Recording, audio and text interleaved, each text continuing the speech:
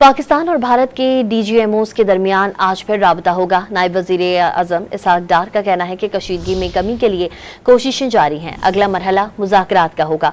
वजीर खारजा इसहाक डार ने निजी टीवी से गुफ्तगू में कहा कि सिंतास मुआहदे से मुतालिक भारत को फिर जवाब दे चुके हैं। मुनासिब नहीं पानी से मुतालिक प्लान मीडिया पर सामने लाएं। इसहाक डार ने बताया कि पाकिस्तान का बयानिया उजागर करने के लिए पूरा प्लान तैयार हो चुका है। पार्लियामेंटेरियन का एक वफ्द अमरीका, दूसरा यूके, ब्रसल्स और फ्रांस जाएगा, जबकि एक वक्त रूस भी जाएगा। पाकिस्तान और भारत के डीजीएमओस के दरमियान आज फिर राबता होगा। नायब वजीर आजम इसहाक डार का कहना है कि कशीदगी में कमी के लिए कोशिशें जारी हैं। अगला मरहला मुज़ाकरात का होगा। वजीर खारजा इसहाक डार ने निजी टीवी से गुफ्तगू में कहा कि सिंतास मुआहदे से मुतालिक भारत को फिर जवाब दे चुके हैं। मुनासिब नहीं पानी से मुतालिक प्लान मीडिया पर सामने लाएं। इसहाक डार ने बताया कि पाकिस्तान का बयानिया उजागर करने के लिए पूरा प्लान तैयार हो चुका है।